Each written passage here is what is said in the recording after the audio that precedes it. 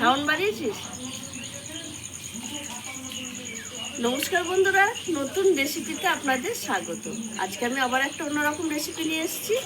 আজকে আমি করে দেখাবো কাঁঠালের বীজের ধোকা। কাঁঠালের বীজ দিয়ে যে এত সুন্দর ধোকা হয় আপনারা না দেখলে বুঝতেই পারবেন না। তার জন্য প্রথম থেকে শেষ পর্যন্ত ভিডিওটা দেখবেন, স্কিপ করবেন না।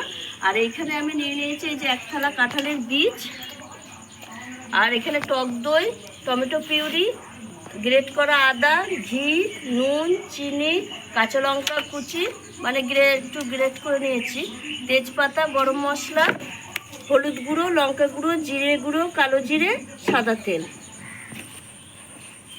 আমরা অনেক রকম কাঁঠালের বীজের রেসিপি খেয়েছি, কিন্তু এই রেসিপিটা কোনোদিন খাইনি, তাই এটা আমি আজকে প্রথম করব। আর দেখবেন, আপনারাও দেখুন, ভালো লাগবে ভিডিওটা। কাঁঠালের বীজের এই যে এটা শুকনো আছে ভালো করে, এর খোসাগুলো এরকম ছাড়িয়ে নেবো, সব খোসাগুলো ছাড়িয়ে নেবো আগে।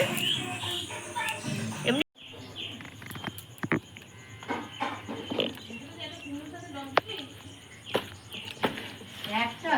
এই দেখুন বন্ধুরা, আমি সব এই যে কাঁঠালের বীজ খোসা ছাড়িয়ে এইভাবে কেটে নিচ্ছি, কেটে সব জলে দিয়ে দিয়েছি।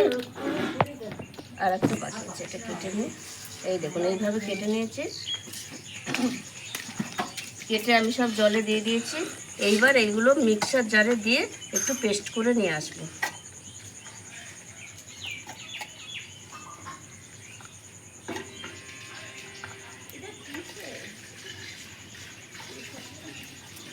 এর মধ্যে একটু জল দিয়ে দেবো,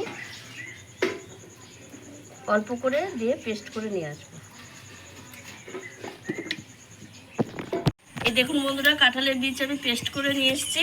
এবার এটা ঢেলে নেবো। আর এদিকে আমি উনুন ধরিয়ে কড়াইটা বসিয়েও দিয়েছি। বর্ষাকালে উনুন ধরাতে দেরি হয়, ধরতে অনেক টাইম লেগে যায়, ওই জন্য আগে থেকেই উনুনটা ধরিয়ে নিচ্ছি। এইবার এর মধ্যে আমি কিছু উপকরণ দিয়ে দেবো, যেমন দিয়ে দেবো কাঁচা লঙ্কা পেস্টটা, সামান্য একটু চিনি হবে, নুন, গ্রেট করে রাখা আদা, জিরের গুঁড়ো, হলুদ গুঁড়ো, লঙ্কার গুঁড়ো আর একটু কালো জিরে দিয়ে এটা আমি ভালো করে একটু মেখে নেব।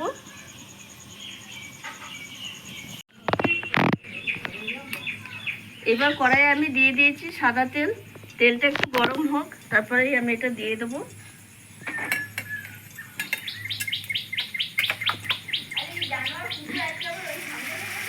ওইখানে এসেছে, ওইখানে বমি করেছে, কত বাড়িতে বেলা দেখছি। এবার আমি একটু নেড়ে চেড়ে নেবো, এটা একটা শক্ত ডো করে নেব। এই দেখুন বন্ধুরা, আমার ডোটা হয়ে গেছে। এই দেখুন একটা আটালো ডো হয়েছে। এবার আমি এটা থালায় শেপ দিয়ে নেব।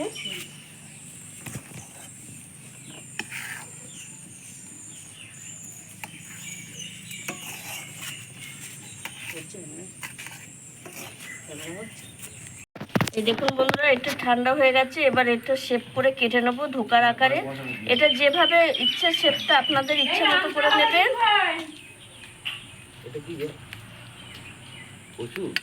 না না, কাঁঠালের বীজের ধোকা।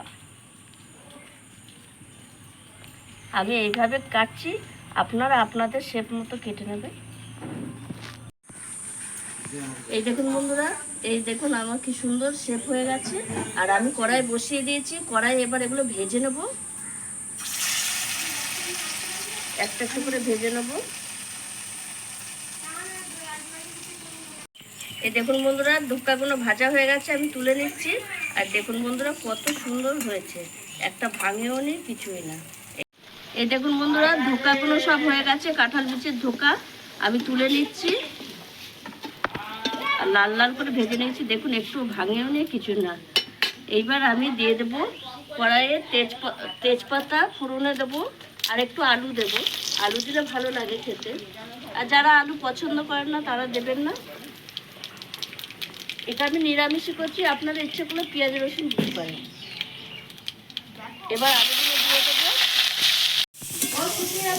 এই দেখুন বন্ধুরা, আলুটা আমি ভালো করে লাল লাল করে ভেজে নিয়েছি।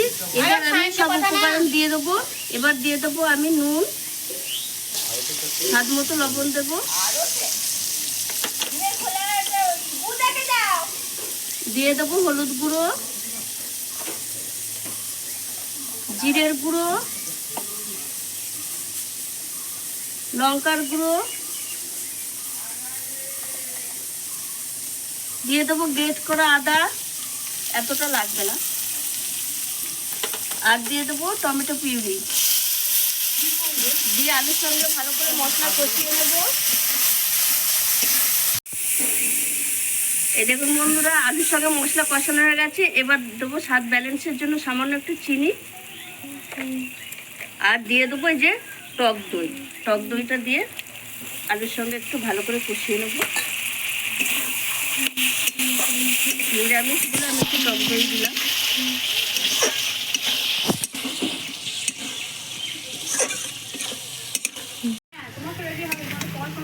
এই দেখুন বন্ধুরা, আলুর সঙ্গে সব মশলা টক দিয়ে ভালোভাবে কষিয়ে নিয়েছি। এবার জল দিয়ে দেবো।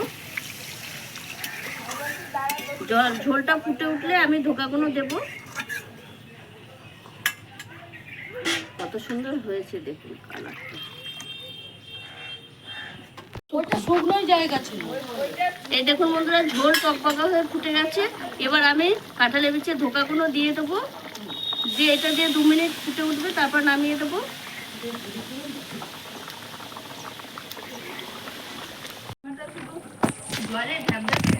এই দেখুন বন্ধুরা, ধোকা দেওয়ার পর 2 মিনিট ফুটে এসেছে। এবার আমি দিয়ে দেবো গরম মশলা আর দিয়ে দেবো ঘি।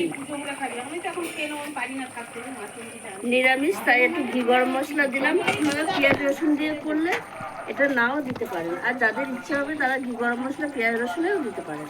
আর দেখুন বন্ধু